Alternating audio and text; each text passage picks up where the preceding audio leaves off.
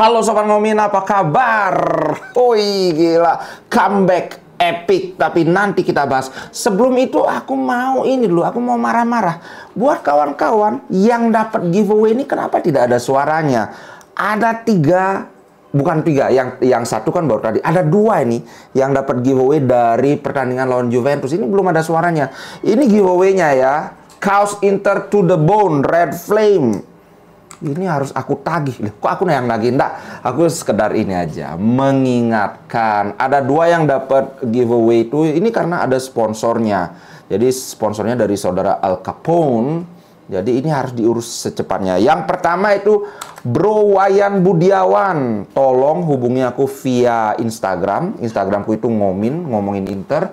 Aku minta ukuran dan alamat lengkap, selengkap-lengkapnya sampai ke kode pos, sampai ke kelurahan, kalau di desa, nama desanya desa apa. Kemudian yang kedua adalah Bona Januari. Ini tolong juga hubungi aku untuk ukuran kaos dan ininya, alamatnya. Sekarang hari apa? Rabu. Aku tunggu sampai hari Minggu jam 00.00. Kalau sampai hari Minggu nggak ada kabarnya juga, aku akan ulang. Berarti aku anggap ini hangus, tapi aku akan ulang untuk berikan kepada yang lain. Karena sekali lagi, ini ada sponsornya. Jadi aku harus mempertanggungjawabkan kepada sponsor ini. Nah, kemudian yang satu lagi beda, yaitu Erik Yuda. Ini khusus sponsor dari Mbah Wer. Hadiahnya beda. Ini hadiahnya begini. Kaosnya itu adalah bergambar Javier Zanetti. Oke? Ini untuk Erik Yuda. Oke, ini akunnya Erik Yuda. Sekali lagi, Erik Yuda ini Javier Zanetti. Kemudian Bona Januari ini yang Inter to the Bone. Dan Wayan Budiawan juga Inter to the Bone. Ini Wayan Budiawan ini kalau nggak salah dari Marge kemarin ngobrol ya.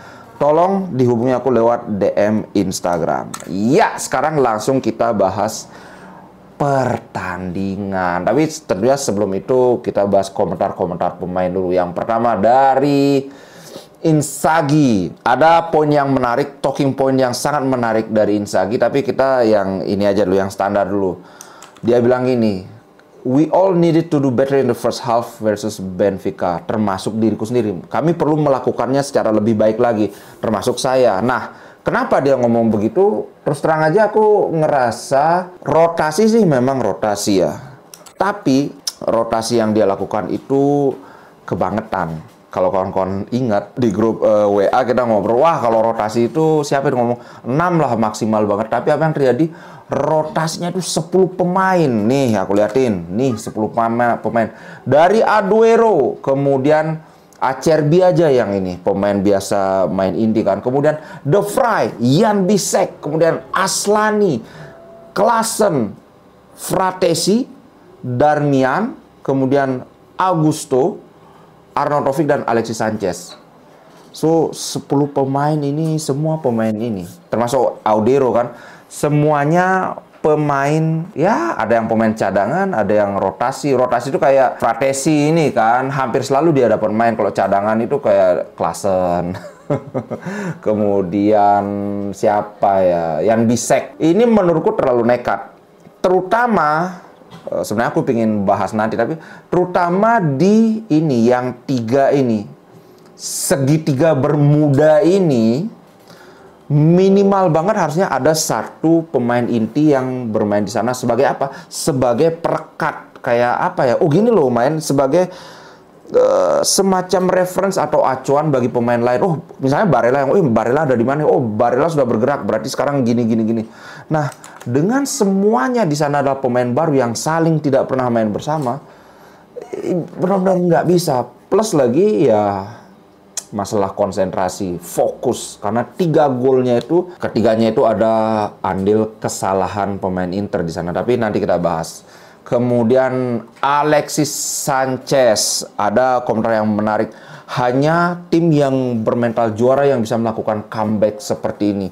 Tidak banyak tim yang bisa melakukan comeback dari ketinggalan 3-0. We showed great grit. Grit itu artinya kengototan. Kami menunjukkan kengototan yang luar biasa, dan Arnautovic adalah pemain yang hebat. Ini kenapa dia nyinggung soal Arnautovic, karena mulai banyak suara-suara sumbang bermunculan. Arnautovic udah tua, kemudian cedera, kontribusinya nggak maksimal kan. Kemarin itu aja baru dia pecah telur, padahal dia striker, sedangkan Alexis Sanchez kan udah gol kedua dia.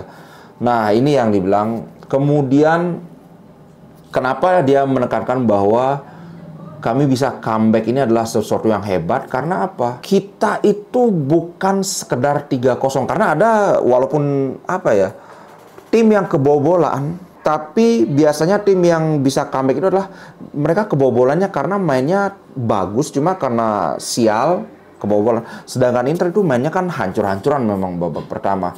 Tapi di babak kedua ini bangkit. Nah, ini yang aku bilang kenapa benar-benar tim yang bermental juara yang bisa melakukan seperti ini.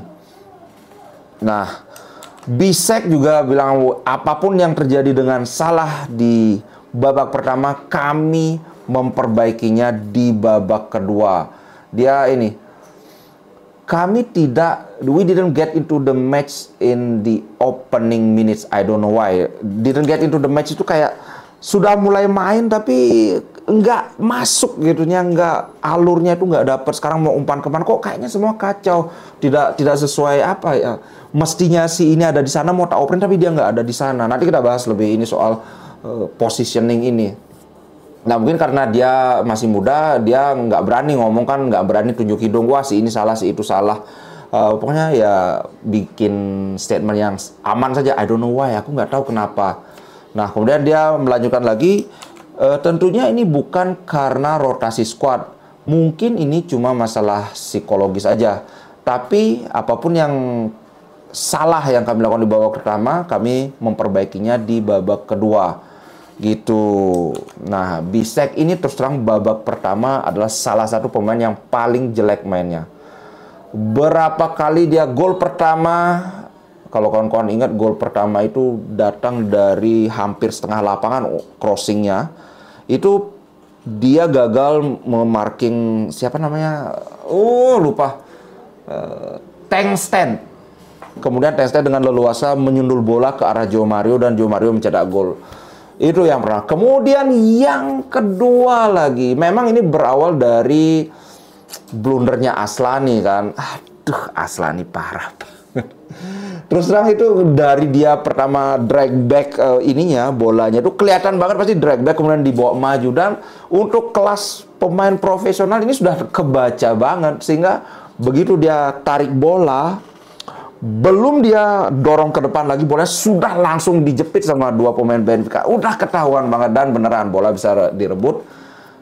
Itu lagi-lagi kan sebenarnya dia bisa melakukan clearing kan si Bisek ini, tapi clearingnya terlalu nanggung sehingga mantul di pemain Benfica, kemudian mantul ke dia sendiri, akhirnya mantul ke João Mario dan gol lagi. Itu. Kemudian gol ketiga, Alderweireld udah nggak bisa berkiti-kiti, karena kalau kawan-kawan lihat, saya nggak ada ininya ya, aku lihat di YouTube nggak ada ininya, highlight yang proper. Kalau dari video juga nggak bisa di screenshot karena hitam kelihatan layarnya. Di gol ketiga juga, ketika bola itu akhirnya diceploskan oleh si Raja Tap-Tap, si João Mario, itu di screenshot itu kelihatan Alderweireld dikeroyok tiga pemain Benfica. Jadi dalam 3 gol ini ada kesalahan pemain Inter. Plus mainnya memang jelek, terutama di lapangan tengah yang benar-benar nggak nyambung. Yang menarik adalah ini.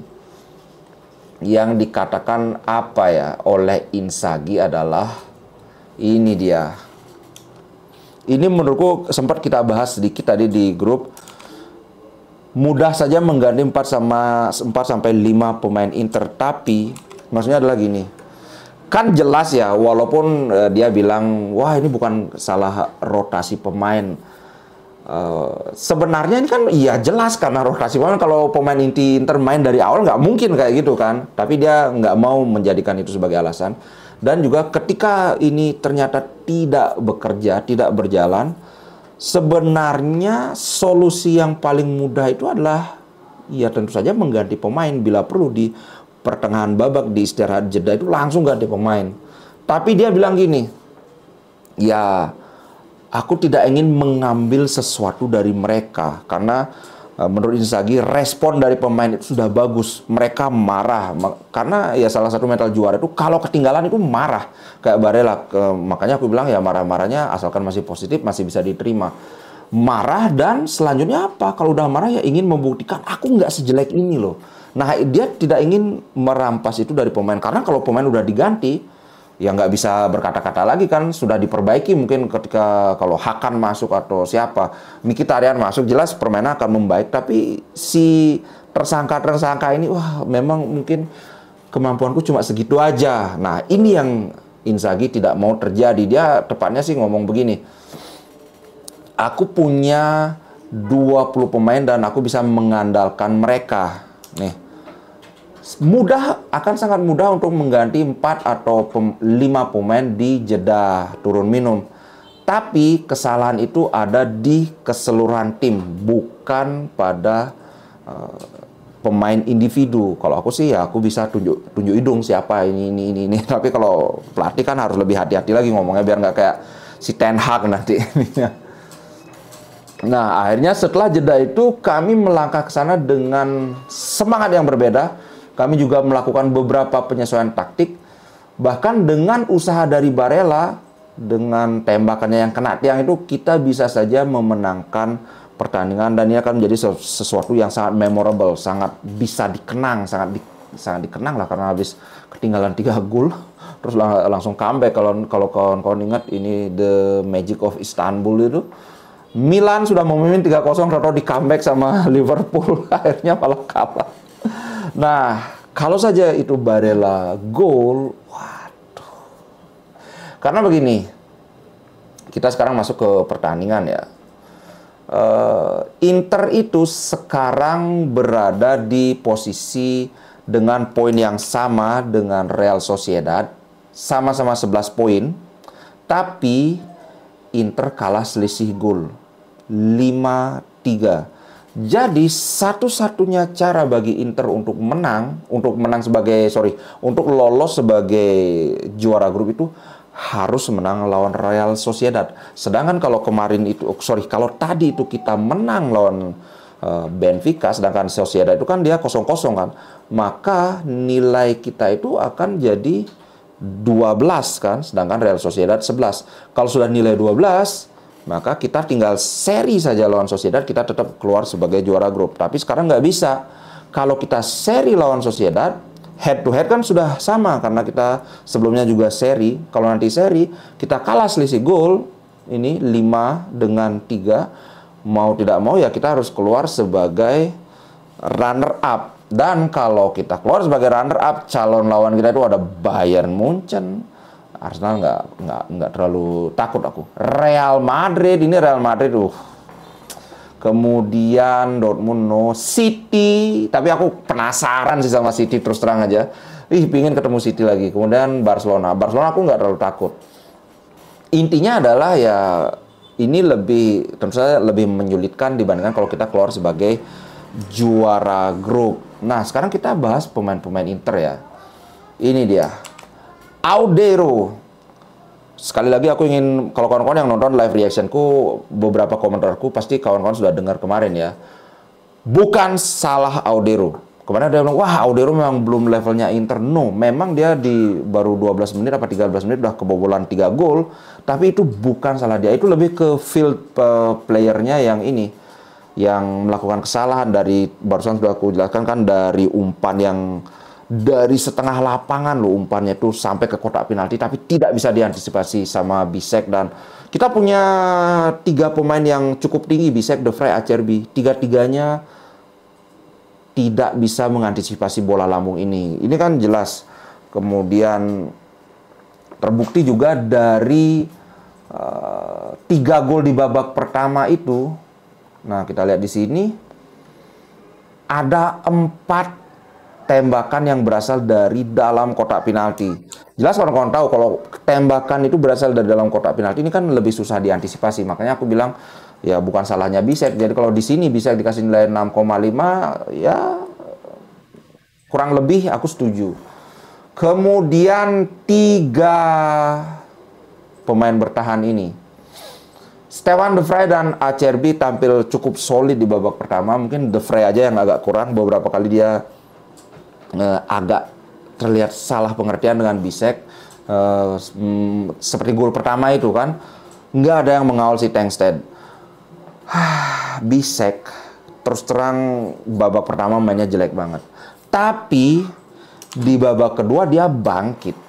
Babak kedua Bisek sangat-sangat bagus mainnya. Dia tackle-nya oke, kemudian positioning dia oke. Beberapa kali juga dia duel, dia menangkan. Bahkan ada suatu ketika yang dia melakukan blocking.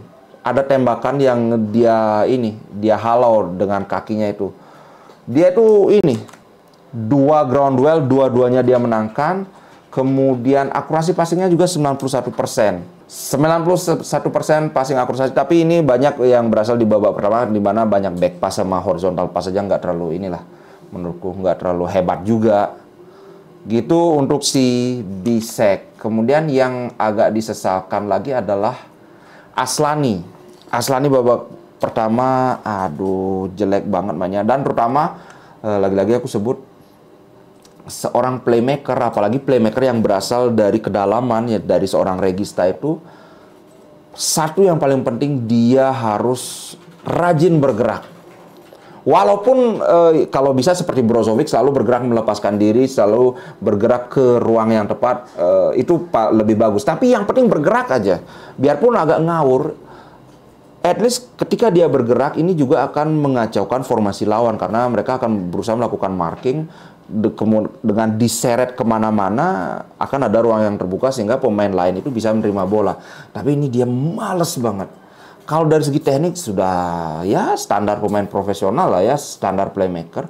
Tapi off the ball movement dia sangat kurang. Baru di babak kedua baru mungkin sudah di plak.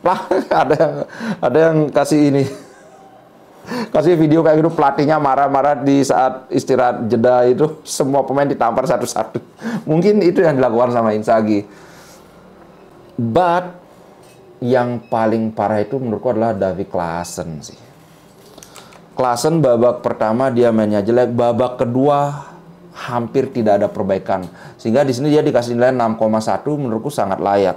Bahkan kalau aku yang ngasih nilai aku kasih 5,5. Davy Klaassen akurasi passingnya cuma 86%.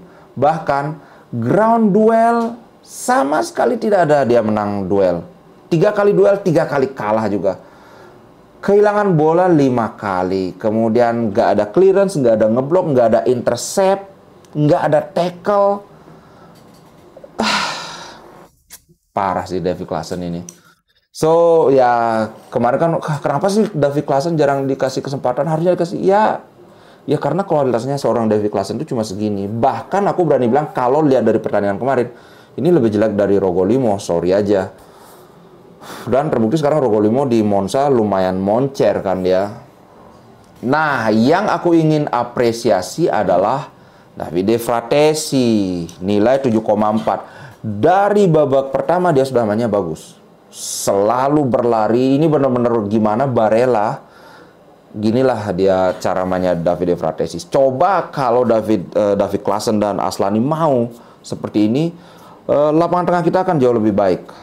Ini sebagian besar masalah itu ada di babak pertama sih, karena babak kedua kita sudah bangkit. Semua kecuali Davy Klaassen sudah bermain dengan bagus. Davide Fratesi gila, main full 90 menit. Dengan 80% akurasi passing nggak apa, karena banyak umpan dia ke depan. Dia menciptakan satu peluang besar, ada satu shot on target, ada satu gol, bahkan dia ada satu kipas. Kipasnya ke arah Arnautovic itu ingat nggak? Waduh itu gila. Sampai aku keceplosan, aduh lupa kipernya Trubin kan itu. Umpannya mateng banget ke Arnautovic, tapi sayang nggak bisa diselesaikan. Trubin itu memang luar biasa. Dan lihat bandingkan dengan Davy Klaassen itu. Davy Klaassen itu hanya 3 ground duel dan 3-3-nya kalah. Sedangkan Fratesi lihat 11 kali duel dan 6 kali dia menang. Cuma duel udaranya ya memang bukan tukang sundul sih. So, ada clearance juga 2 kali, melakukan tackle 3 kali. Kemarin tuh memang Fratesi bagus mainnya, bagus banget. Di sini yang aku bilang ya, yang memang layak menjadi skuad rotasi ya Fratesi. Fratesi kalau Aslani masih kayak roller coaster, naik turun masih gitu. Kalau Fratesi mungkin dari 5 kali main dia 1 kali main jelek masih wajar. Tapi menurutku dia sudah sangat layak untuk menjadi skuad rotasi. Tapi kalau menggantikan Barella belum. Kelasnya masih beda. Kemudian yang menarik adalah ini, Alexis Sanchez dan Arnautovic. Arnautovic babak pertama mainnya jelek banget. Bahkan babak kedua pun sebenarnya nggak bagus-bagus banget. Kecuali 1 kali aja dia lepas dan bisa mencetak gol. Dan harus diapresiasi, gol dari Arnautovic ini menjadi pelecut semangat Inter untuk benar-benar, ayo masih bisa kayak gitu. So, dia dikasih nilai 7 mungkin karena gol dia benar-benar membakar semangat Inter. Tapi kalau dari segi permainan, menurutku nggak terlalu bagus. Yang berikutnya adalah Alexis Sanchez. Alexis Sanchez punya visi bermain yang bagus. Kalau dia bermain sebagai gelandang serang mungkin bisa ya, sebagai second striker bisa. Cuman kemarin terlalu banyak dia ini. Kawan-kawan tahu istilahnya scanning kan. Scanning itu ya men-scan lapangan sehingga sebelum dia terima bola dia tahu di mana ada posisi pemain, di mana posisi musuh.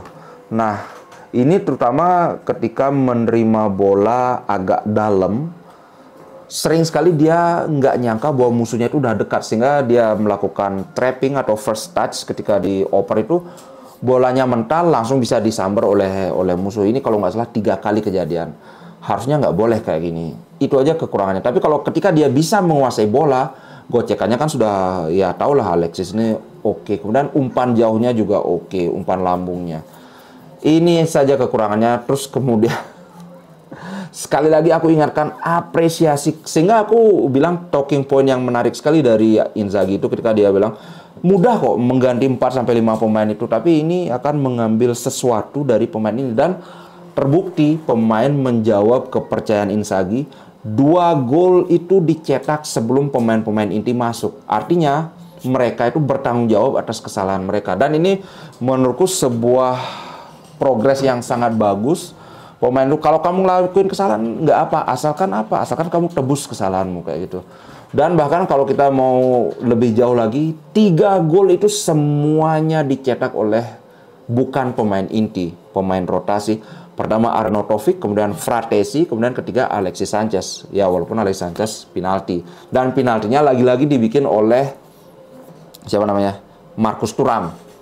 Gila gocek kan. Itu Marcus Thuram baru 1 menit loh. Baru 1 menit main sudah langsung dapat penalti. Marcus Thuram ini momok yang sangat menakutkan. Ini menit 68 Marcus Thuram masuk. Kalau nggak salah pelanggaran itu terjadi di menit 69. Kemudian Wawawewe penalti di menit 72. Gila. Dan ketika pemain-pemain inti masuk ya udah kelihatan keteteran Benfica. Oh, satu lagi. Benfica itu kan gaspol di babak pertama. Satu lagi yang memudahkan Inter adalah di babak kedua mereka sudah mulai kehabisan bensin. Itu sih bro menurutku. Nah, bagaimana menurut kawan-kawan? Kalau pilih man of the match, aku terus terang setuju dengan ini. Dengan Joe Mario. Kalau kawan-kawan lihat di sini, Joe Mario itu luar biasa. Dia bermain selama 89 menit, 3 gol. Itu 3 gol itu dari berapa? Dari 3 tembakan on target. Artinya apa? Semua tembakan dia yang mengarah ke gawang itu berbuah gol. Dan sebagai gelandang yang menyerang, kayak peralihan antara sayap dan ini, antara sayap dan semacam Mesala tapi lebih ke sayap itulah, dia memiliki 96% akurasi passing. Ini gila. Biasanya yang punya akurasi passing segini ini kalau nggak gelandang bertahan, ya center back, karena passingnya passing dekat aja. Tapi Joe Mario bukan itu. Dan dia ada di mana-mana. 10 kali duel, 4 kali menang. Di melakukan clearance dalam, jadi dalam bertahan juga dia benar-benar melakukan yang kontribusi maksimal banget buat ini. Ini kayaknya memang pernah nggak, setiap mantan pemain Inter kalau ngelawan Inter itu kayak kesetanan. Ya ini terjadi lagi dulu si yang Salernitana itu siapa? Candreva, si Joe Mario lagi, gila. Joe Mario di Inter nggak ada kayak gitu mainnya. Walaupun golnya cuma tap in aja, tapi lebih dari sekedar gol itu dia juga kontribusinya maksimal banget, Pak. Luar biasa Joe Mario. Mungkin mau dipinjamkan ke Inter. Oke, itu aja untuk konten kali ini. Wah, lumayan nih, udah lebih dari 20 menit. Terima kasih banyak buat kawan-kawan yang nonton, buat yang nyawer, terima kasih banyak. Di akhir pekan ini akan aku tutup ininya untuk polling di live bacotnya, live bacot dan live reaction. Jadi setelah itu kita mulai produksi untuk videonya ya. Untuk video yang khusus member sekarang lagi digarap sama sama editorku, mungkin besok sudah bisa hadir, sudah bisa ditonton. Oke. Jangan lupa sebelumnya yang menang giveaway, kalau yang sudah member kontak aku lewat WhatsApp, buat yang non member yang berdua itu DM aku lewat Instagram. Oke, ciao, sampai jumpa. Terima kasih. Inter Milan di dadaku, biru hitam warna darahku. Label winnernya Itali, tidak pernah degradasi. Inter Milan